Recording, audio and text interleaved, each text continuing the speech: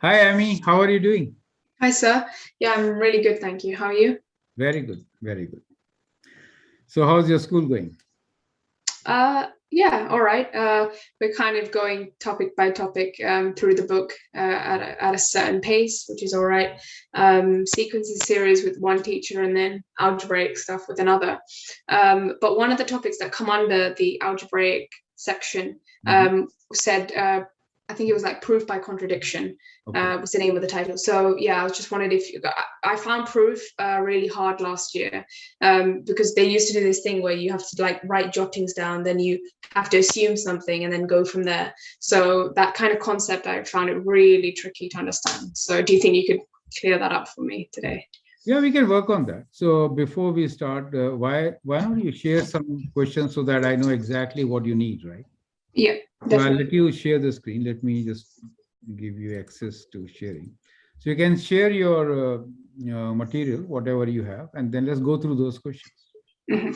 Yeah, You just get that up. sure.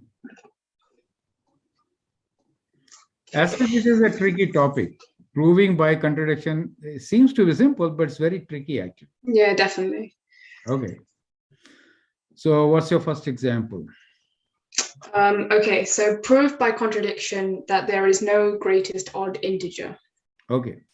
So, whenever you have to understand what it really means. So, let me just see if I could write on the screen itself.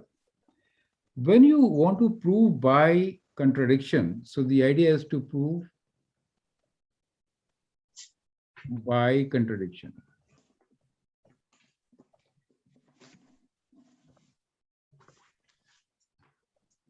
Basically, it means what? It means you assume something and prove that the assumption is wrong, right? Yeah.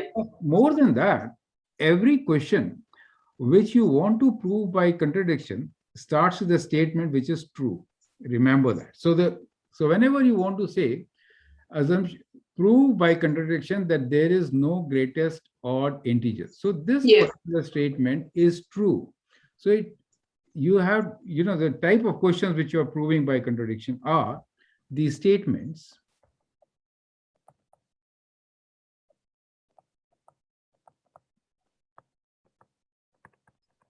which are always true. Wait, so in reality, they are actually true. They are actually true. Oh, You should okay. understand this part, right? So, to prove this statement, the simplest method which has been adopted is assume that they are wrong.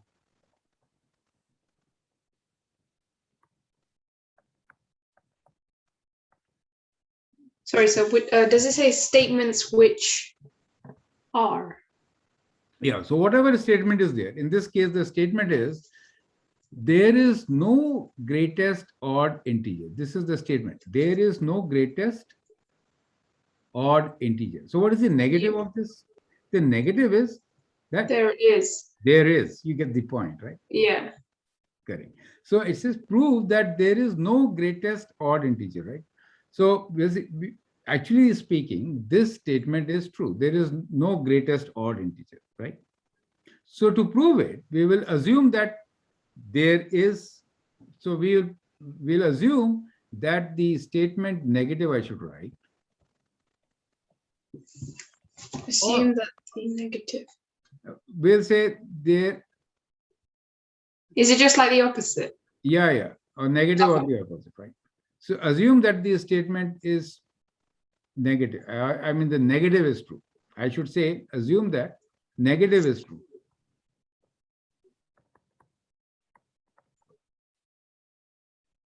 Negative is true.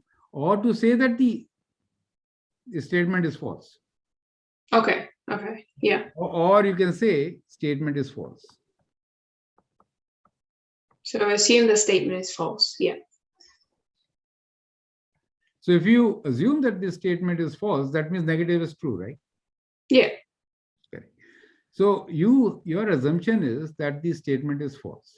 Okay. Now, once you do this assumption, then you apply your logic, valid logic, mathematical logic.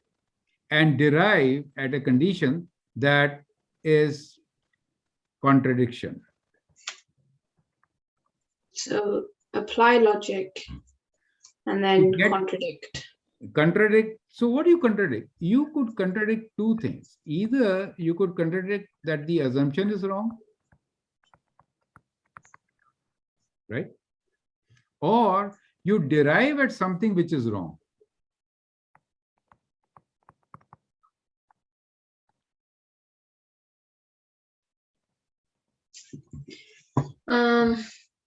Derive at something which is wrong. Yes. What does that mean? Okay. Many questions are kind of rational or irrational. You understand? Okay. So what is a rational number? Let me also work on this. Rational number. When we say rational number, let me write like this. Means we are writing a number in the form of P over Q, where Q is not equal to 0. And when we say simplified rational, in the simplest form, let's say simplest forms, right? In that case, they have no common factor.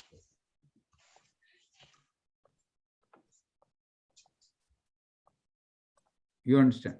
That means P and Q, like you know, if I write 6 over 8 as a fraction, for example, right? I could write this as 3 over 4, correct? Yeah. So what I'm trying to say is this is the simplest form, right? Oh, there's no common factor between them. Yeah. No common factor. So when we try to write a rational number, we will assume that this is in the lowest form, no common. Okay. You will assume that is your rational number, right? But if you derive that P and Q have a common factor, then it's a contradiction. Oh. Incorrect statement. Yeah. Correct. You could say my assumption was that this exists, right? This was you're not proving that this does not exist, but you're saying if this exists, then we come to that which is wrong. Correct. But how can you just randomly say that this exists? Like you don't know whether it exists or not. You see, there are two things. Either it exists or it does not exist. Yeah. So we could start from the contradiction. We say, well, you are saying it does not exist. Okay, let it exist. You are saying it does not exist. Okay. I'm saying, okay, let it exist. And then if it exists, we come to this point which is absolutely absurd or wrong or incorrect. And therefore, our assumption was wrong. So that means the second option, correct? Yeah. That is the basic of all this. Is that clear to you? So do you have to do both of those then? So you can't just do one of them? Any one of them. So you don't make an assumption and then derive that your assumption's wrong? No, you make an assumption. Okay. And derive that either the assumption is wrong or the result is wrong. Oh, okay. So either of the two things, both will work. Okay, yeah. Does it make sense? We'll go through examples. Let's go through examples from your book, and then I'll show you what they're trying to say, and then we can take up questions from your book. Is that okay? Yeah. Okay. So let's read the first example. Oh, this odd one? Yeah. Okay. Yeah. Prove by contradiction that there is no greatest odd integer. Okay. Read the solution. So they've assumed that there is a greatest odd integer, n. Yeah, n. So see, the statement is there is no greatest odd integer, right? So now the possibility is either there is or there is not, correct? Yeah. So we say we want to prove that there is no greatest odd integer. The negative statement is there is a greatest odd integer. That's a negative. Yeah. You say, okay, the other thing is correct. That means there is an odd integer, greatest odd integer, correct? Okay. So that is our assumption. Now the idea is to show that this assumption is wrong. That means there is no greatest. Okay, got you. That is, we are as our assumption was wrong, we are proving that in this. Mhm. Is that clear to you? Yeah. So what So is it? They assumed n to be some number which is greatest according to them, right? If you add something to it, it becomes greater, correct? Then, yeah, it becomes greater than n. so n was not the greatest. No. Then the statement is wrong. You get the idea. So Oh. this statement is wrong. So it becomes very simple to prove it, right? So this is kind of an indirect proof. You get the Yeah, idea? yeah, Simple. So that is what is written here. Is this concept clear to you? yeah, yeah. Can you take up the next example? So wait, so when we like write all this the words under it, Yeah, it yeah, says so there exists an odd integer which is greater than n. yeah, So yeah. this contradicts the assumption. Yes. They keep repeating the greatest odd integer, greatest odd integer. Do we have to do that? Yes, we have to. We have to. Okay. Yeah. Okay. Because see, the thing is we assume n to be the greatest odd integer, correct? Yeah. Now to that integer, we add a positive number. So it becomes a greater, correct? Right. So that means, so there exists, so we are saying there exists another number n plus 2, which is greater than what we assumed to be the greatest. Right. Yeah. So therefore, the assumption is wrong. So this Makes language is very important, right? So there exists an odd integer greater than n. This contradicts because we are proving by contradiction.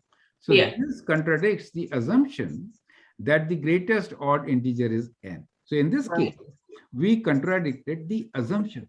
Mhm. Yeah. Sometimes we'll contradict the result, correct? We'll get a contradictory result.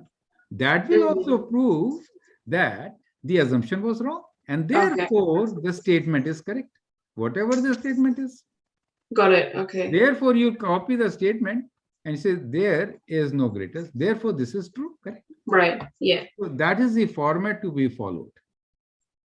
Makes sense. Yeah. So yeah, proving you have to be very systematic and you have to give logic to every statement. And therefore, you find all this logic on the right-hand side. So to get full marks, it is important. Okay. Yeah. Second example. Proof by contradiction that if n squared is even, then n must be even. Yeah. So if you think about it, so n, let's say 2, right? We know what 2 square is. 2 square is 4. If it is 2 times k, right? Any even number, right? Square will be what? 4k square, right? It is even, right? If you do the reverse, we do understand that if n square, if square of a number is even, then the number will be surely even, right? It has a factor of 2. Yeah. Otherwise, how will you derive at a factor of 2, correct? Right. Yeah. But how do you prove it? So we'll prove it by contradiction. That's a simpler indirect method. You understand? Okay. Very difficult to prove it. So how could we prove it?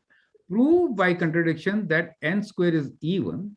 So that means for every n square even numbers, there exists n must be even. Okay. N must be even. Now we could do, let us take odd n and prove that its square is even. Yeah. Right. So if we have to prove that this statement is wrong, because the statement is correct, right? The idea is to prove that this statement is wrong. So we'll say, well, then n must be even. So let n be odd. So we start from here. Let n be odd. You're saying if n square is even, yeah, n should be even. This is what the statement is, right? Yeah, but we're saying that if n squared is even, n is odd. N is odd. So we are just making the statement, let n square be even and n be odd. Is it clear to you? So odd means I could write this as 2k plus 1, right? Yeah. That is odd number. And if I square this, what do I get? I get square of this, which is 4k square, plus 2 times ab, which is 4k, plus 1, correct? Yeah. Now, this term is what? I can take 4k common, and I get k plus 1 and plus 1. So what do I get? I actually get even. Plus 1. plus 1, which means odd. Odd. So, oh, this square is not even. This square is odd. Do you see that? So Yeah. if you begin with an odd number, you end up squaring, you get an odd number, not even. You get the idea. Yeah. So our assumption that n square will be even is incorrect. We got an odd square. Do you see that? So when you begin, Yeah. so if you have an odd number, then its square is also odd. You get the idea. Oh, but we're trying to prove that it's even. Yeah, we said, well, Yeah, because n that's what we square is assumed. even. We are saying n Yeah. square is even. Very good. But you say that n has to be even. So don't discuss. No need to argue. Let it be Oh, odd. Let it be odd, as you say. yeah. And let's work it out. And when Yeah. we work it out, we find, oh, it is not even, it is odd. So we contradicted the statement that n Yeah. square was even. You get the idea? Yeah. So we Since contradicted our assumption So to since we prove the contradicted statement. assumption, so that is why. So again, read this statement. What is this written? So prove by contradiction that if n squared is even, then n must be even. Yes. So what is the assumption? There exists a number n such that n squared is even, but n is odd. Correct. Now, this important statement is how do we negate a statement? This is also important for you to understand. You should understand. See, there are two statements, right? For all n, see, when we say if n square is even, so that means for all n square even, Yeah.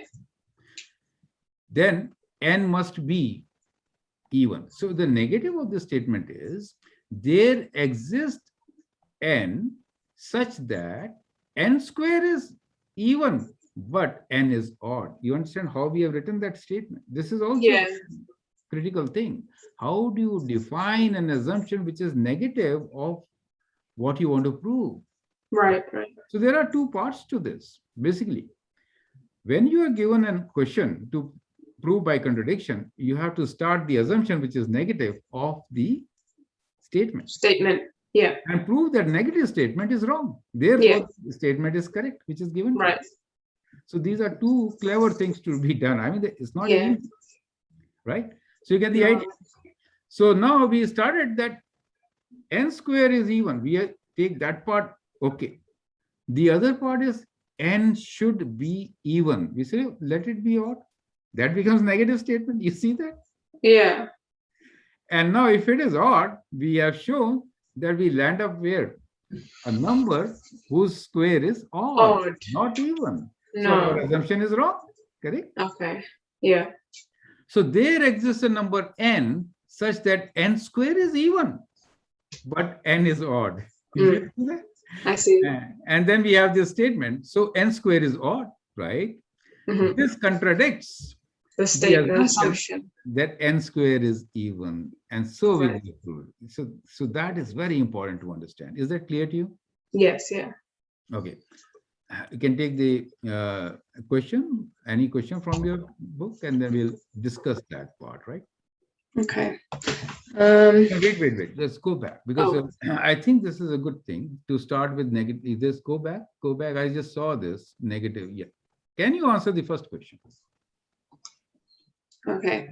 So select the statement that is the negation of all multiples of 3 are even. Tell me, out of the three answers, which is the correct answer? B. Correct.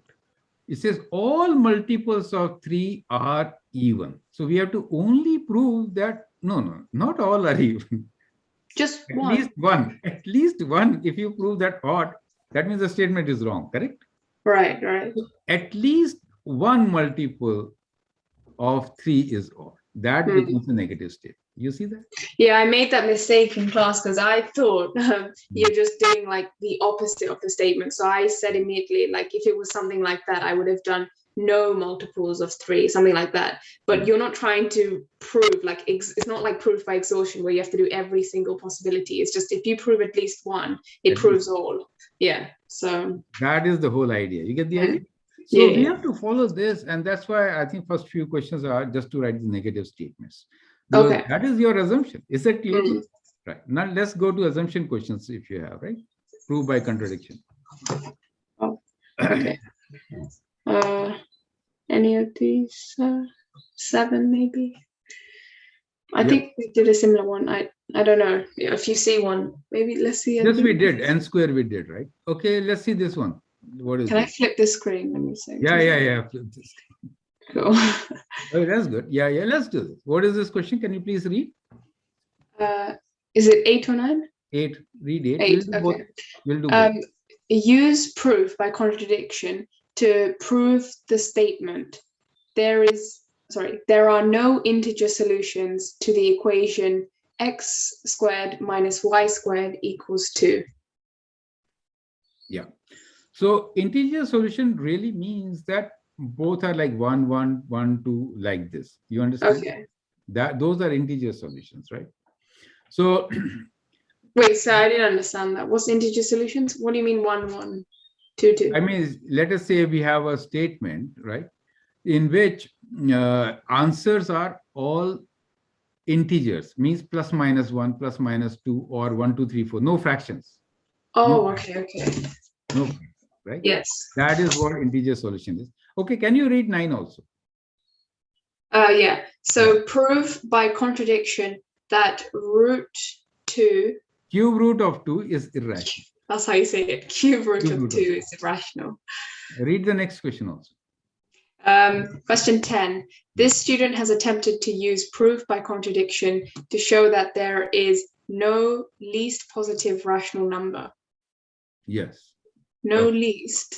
Yeah. So, okay, let's go from 3 to backwards in a different way. Okay, this is like tricky. There's a lot of English here. A lot of English, yeah. Again, read question number 10 and then what this assumption is. Can you just, read question number 10. Okay. So this student has attempted to use proof by contradiction to show that there is no least possible rational number. Least positive rational number. Now read the solution, because we have to find a mistake in this solution, right? The student has done this. Pull this paper, right. Okay. Read. So the assumption is there is a least positive rational number. Correct. So because they are saying no least, so the negative statement is there is least. So this statement is correct. Is it okay? Yeah. Positive number. Yeah. So let this least positive rational number be n. So that really means that n is greater than 0. Is it okay? Because it is a positive rational number. Remember that. Yeah. Now, this is important for a student to write also, right? And for you to understand. Okay. Now continue. Next statement. So as n is rational, n equals a over b, where a and b are integers. Correct. You don't need to write like all in the simplest form and everything. Yeah, no, it is assumed. So when we talk about, see, when you say fractions, we assume that it is in the simplest form. If not, you have to write it in the simplest form. Right? Oh, I see. Okay, yeah. Next statement. So n minus 1 equals a over b minus 1, which equals a minus b over b. Correct. Next statement. Since a and b are integers, a minus b over b is a rational number that is less than n. Okay, next statement. This contradicts the statement that n is the least positive rational number. Next statement. Therefore, there is no least positive rational number. Now, right, part A. Identify the error in the student's proof. Tell me the error in the student's proof. There is an error. There is a mistake in this proof. So what is the mistake? So logically, if you go through it, it seems that every statement is correct. You see that? Correct. It's difficult to find the error if you. So what we do here is, important thing is the student is not emphasizing on the fact that n is greater than 0. You get the idea? Right. Now, when you write n minus 1, then n minus 1 becomes negative number. N minus 1 may not be positive. See, if I am saying that my rational number is half, right? If I take away 1 from it, I get minus half or no? Oh, I yeah. I get negative half. And then I'm saying, well, my negative half is smaller than my positive half, and therefore I'm proving it's wrong proof, because the question Mm. is clearly least positive. Oh. So this particular logic, which worked somewhere else, it worked earlier, right? Yeah. Adding bigger number. It doesn't work here, because if I do negative 1, it is possible that I get a negative number, not a positive number. You get Right. Yeah. the statement is wrong, and therefore don't make such a mistake. Now, what you could do? Well, why should I take away? I could divide by 2. Why not? I could divide by 2. Why is that It becomes a smaller safer number. to do? See, I'm saying n is a by 2, right? A by A over B. A over b. How about half of n? Half of n is smaller than a over b, right? It is half of a over b, Yeah. which is smaller. So now I can say, since this is a rational number, because it is still a rational number, right? A over 2b. Since a over 2b is a rational number, that is less than n, right? Half of, like if you start with half, half of half is 1/4, right? Yeah. Which is smaller than half. So you thought that n is the least number. Oh, but it's not. It is not. We can do half of it, 1/10 of it. We can make it much, much smaller. Oh, got it. Yeah, yeah. Because the -1 was there, I just That suddenly was- forgot you can divide You or could divide, times. but Yeah, do you can not do subtract. anything. If you subtract, you may land up with negative numbers. So that is, Right, right. so that is why you have to use the correct logic. Oh, So that makes sense. You could do half of it, 1/10 of it. Half is good enough. You just want to say, well, there is a number smaller than this, man. This is not the smallest. Cool. yeah, yeah. So we say, well, a by 2b is smaller than a by b. So it is not the least. We contradicted the assumption that Right. this is the least number. Yeah, yeah. That actually makes sense. Okay, okay. Correct. So it's important to understand this concept. So I just took this up because it gives you that the step is wrong. So the logic followed is wrong. But when we read them individually, it sounded correct, didn't it? Yeah, because But- importantly, we yeah. overlooked the fact that the least These positive. positive. Yeah. When you take away one is a very big number when you're talking about small numbers. Right? Yeah. No point, no, not like that. Yeah. That's So, true. very important, right? Now let's look into So when it says identify the error, it's that whole n-1 section. That's the error. error. Yeah, this type of question is expected in a test, right? So Yeah, yeah. all the statements will be correct, but they'll make one fatal error or one very Subtle. foundation. Yeah, so it's something based on foundation itself, right? For Oh, example, they have to say some inequality, right? They think 7 is greater than 5. Okay, they'll multiply both sides by 0. Then they say, oh, it is equal. No, okay. you cannot multiply by 0 on both the sides. Yeah. Yeah. You get the idea. So those are Makes the type of mistakes which they will do in somewhere here, right? And you have to catch those mistakes. So it's good to understand what kind of errors they want you to pick, Right, right. identify. Okay. Now, here is one which says prove by contradiction that cube root of 2 is irrational. So it's like irrational means P over Q. Is that? Yeah, yeah. So they are saying prove by contradiction that this is irrational. We say let it be rational. So negative Okay. statement is, okay, you have problems, let it be rational. Rational Yeah. means rational means that this will be of the form of P over Q. P right? over Q. Yeah. There's not much space here, but let me just attempt to do it here, right? Do you want me to zoom out? No, don't worry. I'll actually, what I'm thinking is I'll show you some of my videos on this. So you Okay. have a much better idea. So let me give you some base. right? Just to Yeah, give before you, I start yeah, and then watching. we'll get. So see, cube root of 2, they're saying irrational, right? That this is irrational. You say, oh, let it Yeah. be rational, let it be rational. So we'll let it be rational. No worries, right? So So assume that it is rational. that is the assumption, clearly. So we are writing an assumption that let this be, let us assume that this can be rational. Okay, very good. Of the form of P over Q. Very Right. good. Then if I cube both sides, then I get 2 equals to P over Q whole cube, right? Yeah. Okay, that means P cube over Q cube. So I can bring this Q here. I can write this as P cube. Is it P cubed. Yeah. Now that means what? 2 times something is even, correct? Yeah. So that means P is even because 2 times something, right? Yeah. So I could write yeah. P as equal to an even number, let it be 2K. So I am now writing, let me change the ink and write, let me write 2Q cube as equals to, instead of P, I'm writing 2K whole cube, Okay. which is 8K cube is 2Q. K Q cubed. Q cube is 4K cube, right? That means Yeah. Q is also even. Yeah. So both P and Q are even. They have a Oh, and then there's a common common factor. factor.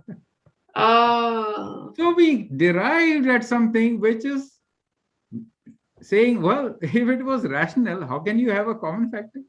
Yeah, you can't. Because if it was rational, there's no common factor. But here there is a common factor. So therefore, The the assumption is statement, wrong, contradiction. And yeah, therefore, and from the statement contradiction, is we true. prove ourselves. You get the idea.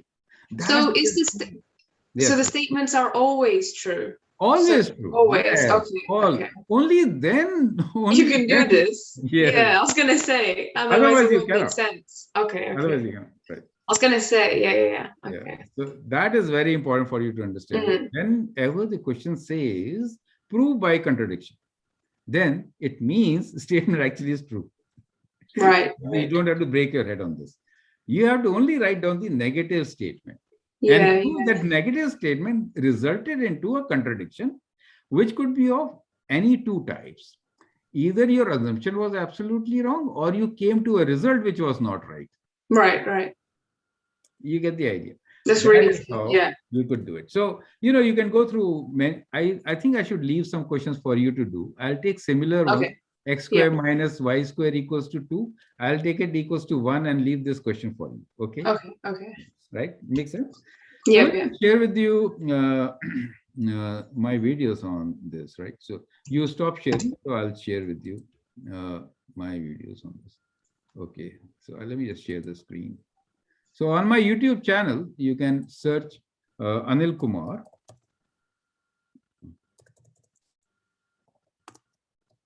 And what do you want to prove? By contradiction, right? By contradiction, yeah. If you write playlist, you may get some playlist also, because on every topic, you'll find many of my videos, right? So can you read this title? What is this saying? Proof by conjecture, by contradiction, Conjecture by counterexample, contradiction or counterexamples. So these are quite similar things, right? or So deductive reasoning. yeah, so yeah, all these are related topics. So Okay. that's a very good playlist for you to follow.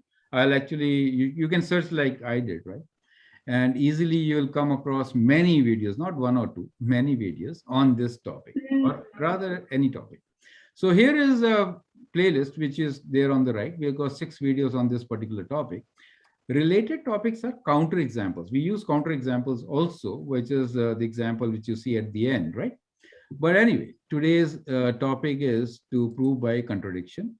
So here I have 6 examples, okay? Can you please read these examples? Yeah. So there are infinite prime numbers. Mhm. There are no positive integer solutions to the equation x squared minus y squared equals 1. Yeah, you had 2 there, right? Yeah. That was the only difference, right? Let me just see how I can write on this. Yeah. So in your question, it was 2. So we can follow similar proof, right? Next statement. There is no integer to the Sorry. equation 8x plus 6y equals 1. Hmm.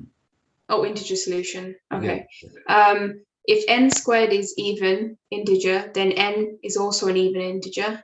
Correct. We did just not, we did this, yeah. Yeah. Root 2 is a rational number. We did this with cube root, same proof. Yeah.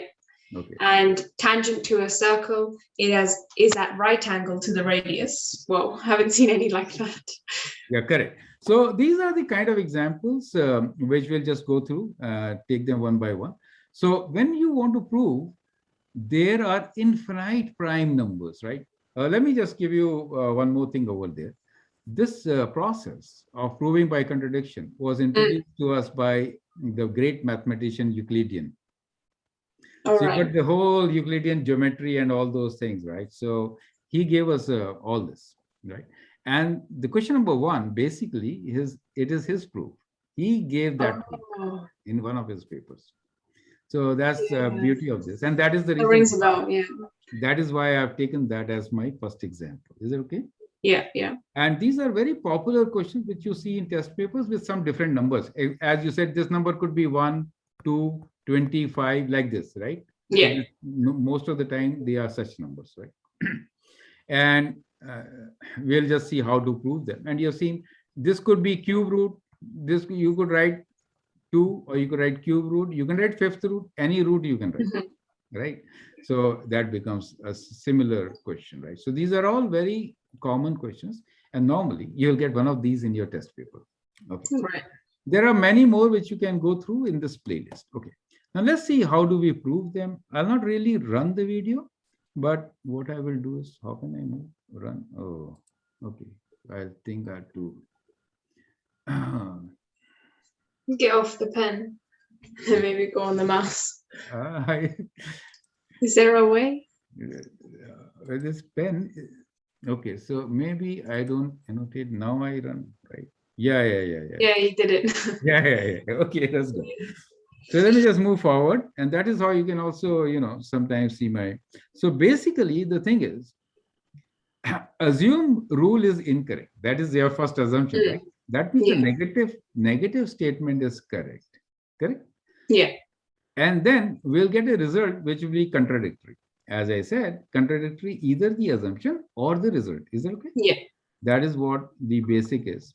And the very first one is, there are infinite prime numbers, right? So this was, as I was saying, highlighted by Euclidean. It is his process, right? So it says there are infinite prime numbers. We said, no. Let it be finite. He said, let it be finite. Yeah. Right? And this is the list of finite prime numbers, P1, P2, P3 till Pn. And Pn is my last number. Is that okay? Yeah. Now, what I do is that I multiply all these numbers and then add 1. So if I add 1, I get a new number, which is q, correct? Yeah. Let us say prime numbers means what? I'm not writing now. Prime numbers means like 2, 3, 5, correct? 2, 3, 5, yeah. If I have 2, 3, 5 as my limited set, then 2 times 3 is 6. 6 times 5 is 30. If I add 1 to it, it becomes 31, which is also prime, right? Do you see that? It's prime. 31. Yeah. So likewise, if I have P1, P2, P3 till Pn, if I multiply them all and add 1, I get a new number, which is prime. Which is always prime. How do you know it's always prime though? You only tried a couple of numbers. No, because all lesser prime numbers, when you divide q by, you get a remainder. That means it is prime. No prime number is able to divide it. Oh, right. So it is a prime number. You get the idea? Yeah. So just as we took the example, right? 2 and 3 are prime numbers, right? 2 times 3 is 6. 6 plus 1, 7, right? 7 is prime number. You see how we get prime numbers? So when you want to prove that, so when it was on there and you proved it by saying all the prime times together plus 1 is prime. Under that, do I need to write an example like you just said right now? 6 times 7 times like that? No. That 7 times. I'm explaining you. You don't have to write it because it is known. It is a known fact, right? Oh, okay. So let us say, if I have to figure out whether number, let's say we want to figure out that 101 is prime number or not. This is a question many times. Is 101 a prime number? then the whole idea is you should check dividing 101 by all the numbers below 101, and it should not be divisible by them. Is it? Yeah. But Yeah. actually, prime factorization says you only need to divide it by what is the square root of 100? 10, right? 10. Yeah. 101 square root natural number is 10 only, right? Because 11 square is 121. 121. So Yeah. basically, 10 times 10 is 100. 101.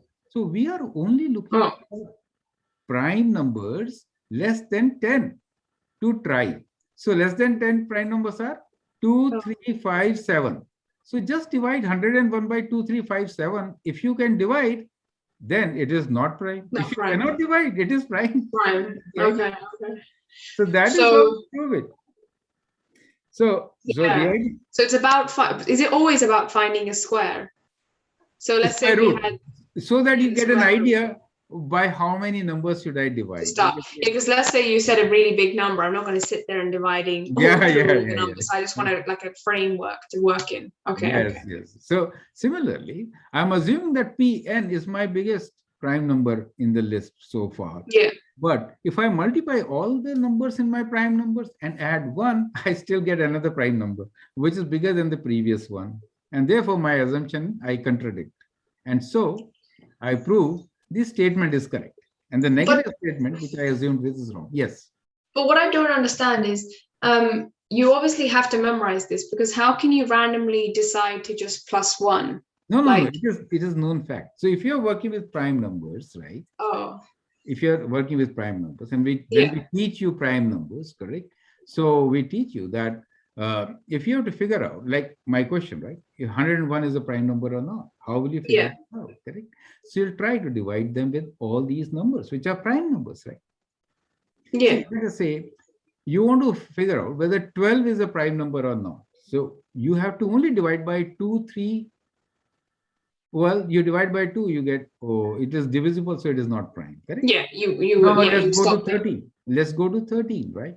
So whether 13 is a prime number or not, you will divide by numbers like 2, 3, 5, 7. 7 times 2 is 13, right? I mean, 7 times 2 is 14. 2. 7 times 2 is 14, Oh, not 13, yeah. right? So No. all these numbers were unable to divide into 13, correct? Yeah. So that means you don't have to try further, correct? Yeah. So that is So, how you're going to prove it. but if you multiplied all the prime numbers and then let's say you add 2. 1, 1, 1.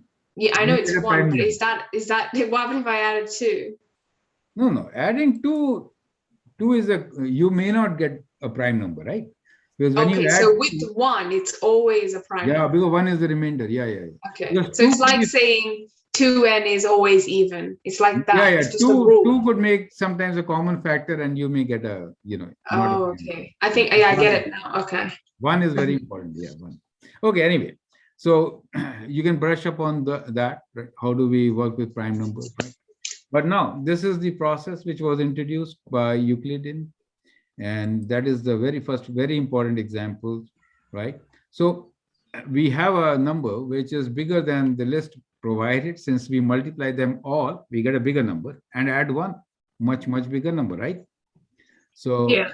now the second type of question was, there is no positive integer. See, positive is very important. Positive integer solution to this equation. Just get the sense of it, right? Hmm. So we say, okay, let there be a and b positive integers, which will give us solution of this, correct? Yeah. Why do we need A and B? Can't we just be like, there are positive integer solutions? No. I mean, if you multiply 2, because there are 2 variables, x and y, right? Oh, so you're just making. No positive integer solutions of this statement. So there are 2 variables. So we are looking for a and b so that they are integers and they are solution. Is it okay? Then we could. So I don't know. I feel like I'm not understanding the statement. There are no positive integer solutions. So because it says solutions, I'm thinking that the answer that we get, like x squared minus y squared equals 1, that solution has to be positive integer, like not the values of x and y. X and no, solution is the value of x and y. So if I give you a statement, which is, let us say 2x plus 1 is equal to 3. Yeah. When I say there are no integer solutions to this, let us say, in that case, basically we want to find the value of x, right? Yeah, to say that there aren't no integer. Right. In this case, we got two variables, x and y. So we are trying to find both values, right? Right. We assume that let both of them be integers. Yeah. Okay. So now a and b are positive integers. A is greater than 0, b is also greater than 0. Yeah. And since a square minus b square is equal to 1, 1 is positive, a should be greater than b. Correct? Makes sense? Yeah. So we have to write a is greater than b, since a square minus b square is equal to 1. Now, you could factor this, and that is what is going to happen with all x square minus y squared thing, right? So it's exactly the same process. A plus b times a minus b is that constant. In this case, 1. Right? Now, for 1, how can you get 1? 1 times 1 is 1, right? The only way to get 1 is 1 times 1. Yeah. So both should be 1. A plus b is 1 and a minus b is also 1. So you got two equations, two unknowns. You can solve for a and b both, right? But why does it say a minus b is 0? Because the thing is, a plus b, when you multiply these two things, no, that is a misprint. That is a misprint. It should be 1 times 1. Both should be 1. Cool. Okay. Both should be 1. So let me run this. So both should be 1, right? So if a minus b is equal to 1. Yeah, okay. Let me just increase the volume. Let's go through it. Let me run it. Solution. Can you listen to it? Yeah. Okay. So we say this statement is true or false. Let us assume the other way, that there are positive integers a and b. In that case, a square minus b square will be equal to 1, correct? And definitely, since 1 is positive, we can also say that a is greater than b, right? Okay. Now, in this particular case, we could factor this. So we get a plus b times a minus b equals to 1. And what product of two numbers is 1. That means both should be 1, right? So that means a plus b equals to 1 and a minus b is also equal to 1. I said 1 but wrote 0. Now this statement That's right. Yeah. when a is equal to what? So both are 1, right? Let me get, I wrote 0 here. So both are 1. Oh, you corrected it. 1 and b. I thought let me run. I don't know what is happening. You could get it like this also. When you add them up, you get 2a equals to 2, and that means a equals to 1, correct? So if a is 1, b has to be 0. Substituting in any of these values, we know b is 1 minus a minus 1, right? So which will be 1 minus 1 equals to 0. So you could do like this also. So in any case, you led to a condition that b is 0. Now, that is contradictory. Why? We are saying Positive. that a and b are positive integers, right? So we are so b equals to 0. Quick pause there. Positive. I was thinking that, you know, where it says a is greater than b. Yeah. I focused so much on that, and I was like, no, it's true though, because 1 is greater than 0. Yeah, but again, yeah. the whole positive thing. Positive integer. You get an idea. You have understood the proof, right? Yeah. So 0 isn't positive or negative. No. You think it's positive though. No. When we talk about integers, we have got 3 terms, right? We say non-negative integers. When we say non-negative, then 0 is included. Not negative. Then 0 is included. But if we say positive integer, we say not 0. 1, 2, 3, 4. How you could actually natural numbers, yes. Now let's take up. I didn't know that. Yes. Question number 3. So these are critical things. How does that work though? Because non-negative is basically like saying positive. No. Is it not? Am I just The interchanging the words now? The negative numbers are -1, negative integers are -1, -2, -3, and so on, right? Yeah. Not negative is not this side of the number line. 0 is left, right? Along with the positive. So Yeah. 0 and positive. You get the idea. But why isn't positive? No, this is Positive. how this is how the number system is defined, and the set of integers is broken or defined. Is that clear? And that is why they play with these numbers. Makes Non-negative, sense. positive. They'll say z plus. They'll say z plus, right? Yeah, I've seen that. That's what it's the natural, like, with the n, you have to do that Yes. other line there. I've seen with the Z as well. Yes, Yeah. So those things are very tricky, actually. So you need to understand why they have written this, right? Oh, I see. Okay. Every question has got some tricks, correct? So they say, whenever you see positive integers, make sure the answer is on positive integer. You don't get not 0 or zero. negative or something like that. So you have to be careful. Okay. Right. Now here is another very important question. This is actually not an easy question, right? So it says there are no integer solutions, right? I'll just run this. There are no integer solutions to this equation, right? So we'll to the equation. Listen to the solution. You'll understand what I'm trying to say. Okay. So we'll assume that there are, right? So let's say A and B are integers. For X and Y, okay? Yeah. We say integer solutions to the equation. Correct. So we are saying contradiction. Then let A and B be integer solution. In that case, we'll get 8A plus 6B equals to 1. Well, I could factor 2, so we get 4A plus 3B equals to 1, and that gives you 4A plus 3B equals to half. Now, in this case, what we have here is an integer. Okay, tell me, how is this statement incorrect? How do we contradict from here? How do we contradict? Yeah. So you're saying 4A plus 3B is an integer because A and B were integers. Yes. And it is you equal made to an integer equal half. Yes. Is half an integer? No, because it has integers are. No, not right. So this statement is wrong. We cannot make an integer equal to a non-integer. Oh. So this is so windy. Oh my god. So it makes sense though, but yeah, it's hard. So tricky that even after getting to the result, to reason out the contradiction is difficult at times. So that is a rational number, right? Oh, I see. Now listen. Therefore, you have to listen to this very carefully. And what we have here is not an integer. It's a rational number. It's a fraction. Perfect. And that is a contradiction. So we arrive at a result which contradicts. You get the idea? Yeah, yeah. Growing your people is complex.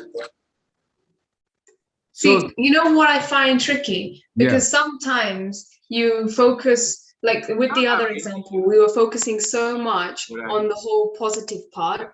In this question, we're focusing so much on the whole integer part. Yes. Like we need to understand, like, because in maths I don't usually know the definitions of things, which is now I can see it's kind of coming in, because knowing what a rational number is, P over Q, knowing what an integer is, like the actual definition. Knowing what a prime number is and how do we generate prime numbers? Yes. Yeah, because I don't know any of this. That's why I'm finding this really hard. I hope. But now it's making sense. So yeah.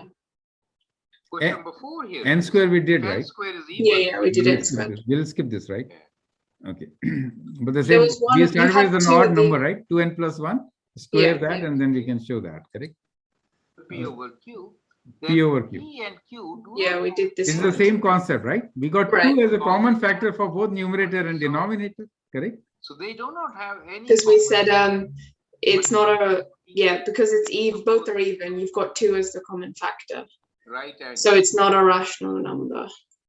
Now listen So to we this. have a circle, let's say O, radius R. We want to say that this is right angle for any line L, which is tangent to a circle. Now, a couple of important things to understand in this particular case.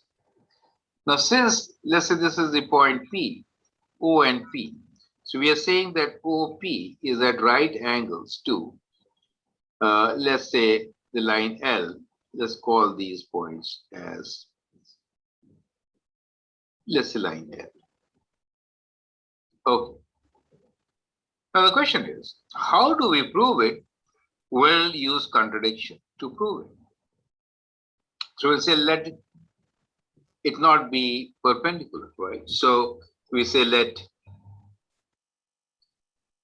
OP be greater than 90 degrees No. or OP be less than 90 degrees.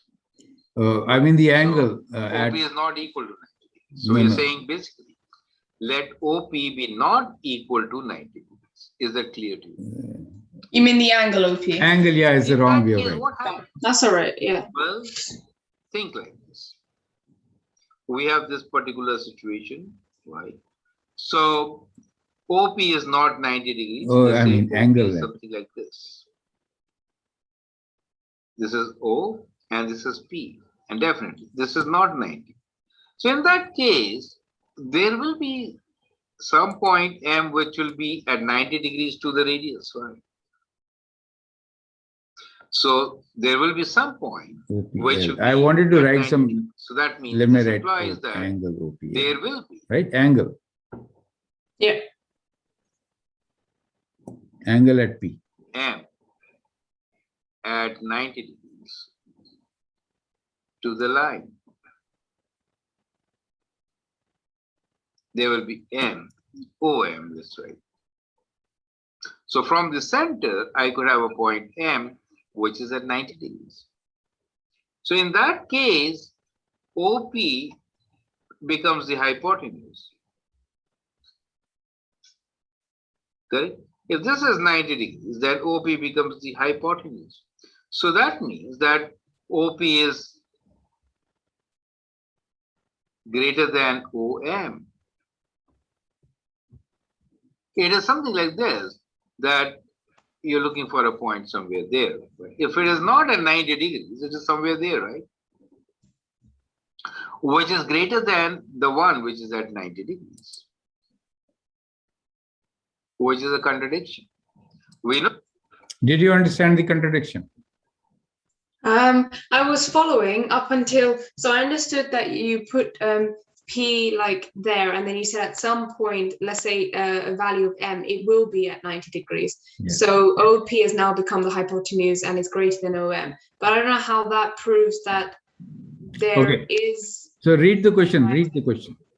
So tangent to a circle is at right angle to the radius. So we have the line L, which is tangent to the circle, Yeah. and the radius is OP. The radius is OP. Now it says it is at right angle. That radius and tangent, they intersect at right angle. This is what the question is. We are saying, well, let them not intersect at right angle. Let them intersect at some other angle, which is not 90 degrees. Okay. So if they are not intersecting at right angles, then there is some other point where you could connect the center and some other point on the tangent, which will be at right angles. Is that clear? If P is not at right angle, Yeah. from O, P is a point on the tangent, on the line L, which is tangent. If P is not at right angles, then let there be some other point M, which will be at right angles, correct? Okay. Okay. Now, if OM is at right angles, then OP becomes the hypotenuse of the triangle, correct? Yeah. Hypotenuse is always longer, not the shortest. Yeah.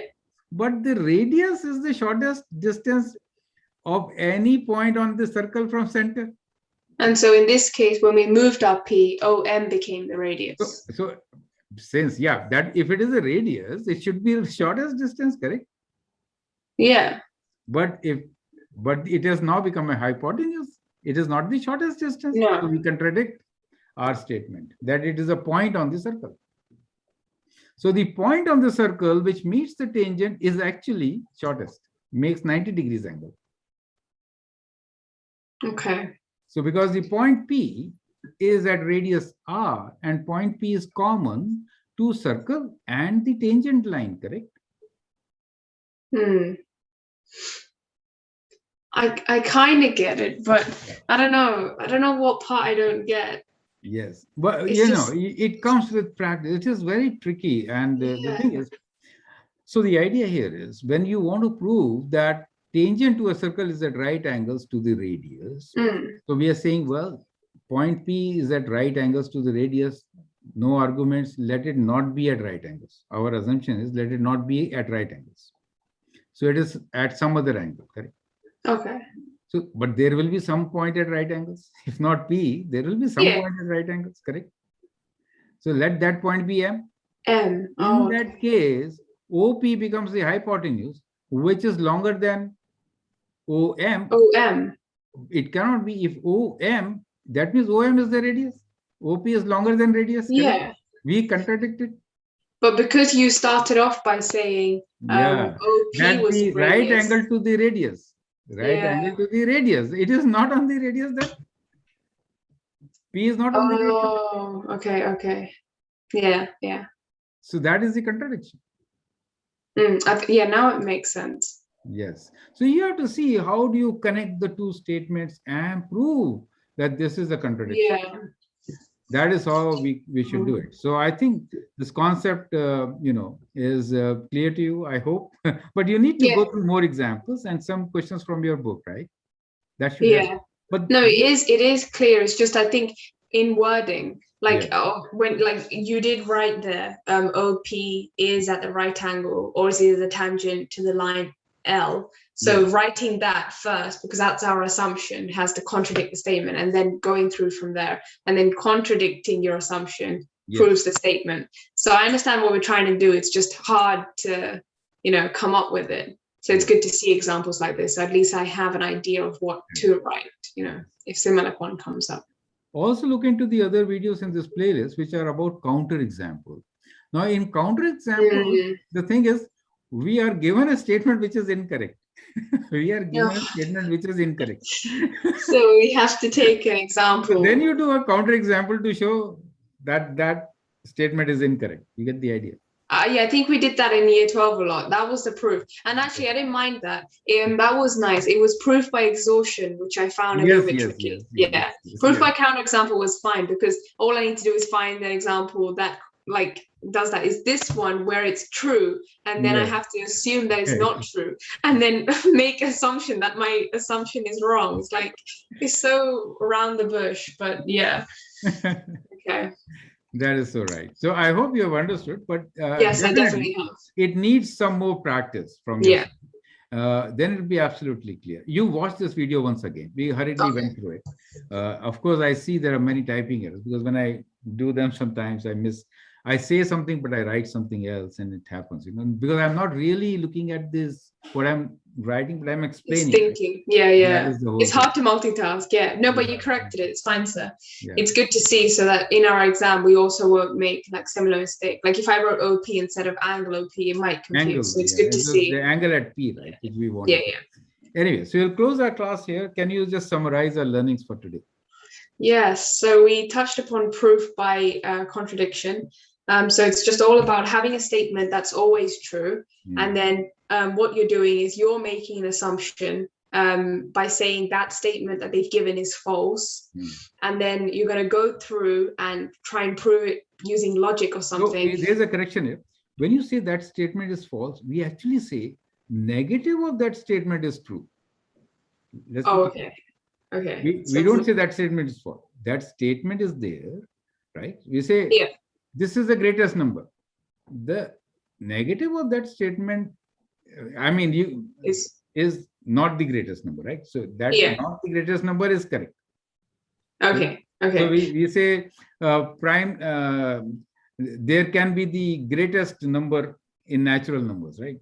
There we have the highest natural number. We know about that miracle, the highest natural number. Okay. Yeah.